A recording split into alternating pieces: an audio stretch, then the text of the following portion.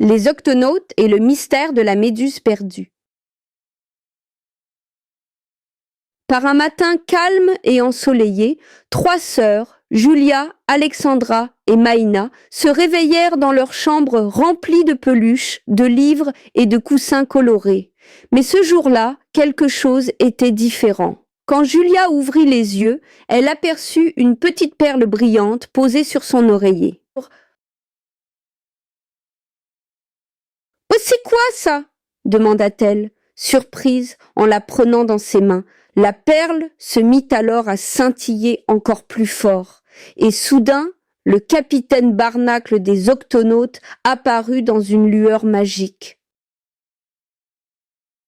« Bonjour, jeunes aventurières, » dit-il en s'inclinant. « Nous avons besoin de votre aide. Une méduse très spéciale a disparu, la reine des Lucioles, et sans elle, tout le royaume sous-marin restera dans le noir. »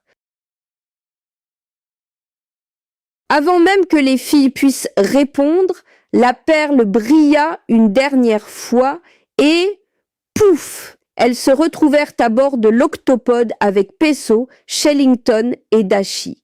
Maïna serrait très fort son doudou lapin, Julia ajusta ses lunettes et Alexandra regarda par le hublot avec des étoiles dans les yeux.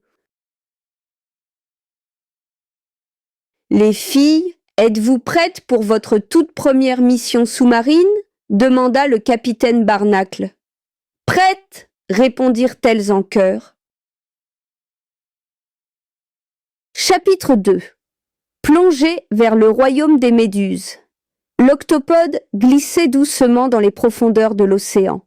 À bord, Julia, Alexandra et Maïna exploraient chaque recoin. Julia posait 1000 questions à Shellington sur les créatures marines. Alexandra essayait déjà le casque de plongée de Kwasi et Maïna, assise sur les genoux de Dashi, pointait du doigt les poissons colorés qui nageaient dehors. « Regarde, Maïna, c'est un hippocampe !» dit Dashi en souriant. « Hopopap !» répondit Maïna avec un grand rire. « Capitaine, nous arrivons dans la zone des méduses !» annonça Tweak depuis la salle de contrôle. Le capitaine Barnacle hocha la tête. « Préparez le GUP-E. On va devoir aller explorer les grottes de lumière, là où la reine des Lucioles a été vue pour la dernière fois. »« Et moi, je peux venir ?» demanda Julia. « Et moi aussi !» dit Alexandra en sautillant. Bien sûr, mais chacun aura une mission. Julia, tu seras notre experte scientifique. Alexandra, tu t'occupes de la navigation. Et Maïna, toi, tu es notre éclaireuse magique, grâce à ton doudou lapin lumineux, bien sûr. Maïna leva fièrement son doudou, dont les oreilles scintillaient doucement dans l'ombre. Chapitre 3.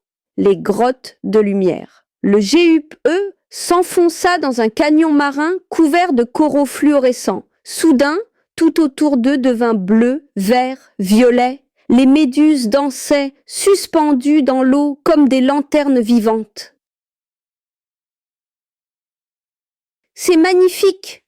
souffla Julia. Mais une chose clochait.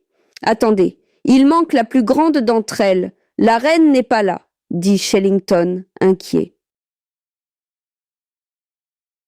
Soudain, un poisson-ange affolé surgit devant le GUP-E. « Vite, aidez-nous !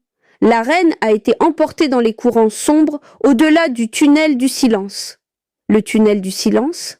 répéta Alexandra. « C'est un endroit dangereux, » dit le capitaine. « Il coupe toute communication. On doit y aller. Mais il faut rester ensemble. » Maïna posa son doudou sur la console et aussitôt une lumière douce éclaira le tunnel. « C'est comme une étoile, » dit Alexandra. « C'est notre chance, » cria Julia. « Suivez le lapin lumineux. » Chapitre 4. Le tunnel du silence. Le tunnel était sombre, calme et étrange. Aucun bruit, aucun signal radio, même les bulles semblaient ne pas vouloir éclater. Oh, c'est bizarre, j'entends plus rien dans mon casque, dit Julia en mimant les mots à Alexandra. Alexandra hocha la tête. Elle aussi sentait que quelque chose clochait. Mais devant eux, la lumière du doudou de Maïna guidait toujours leur chemin comme une luciole magique. Soudain, des ombres bougèrent autour d'eux, des poissons fantômes, immobiles, brillants, mais pas méchants. « Ils nous montrent le chemin !» chuchota Julia, comme si elle avait peur de briser le silence magique du lieu.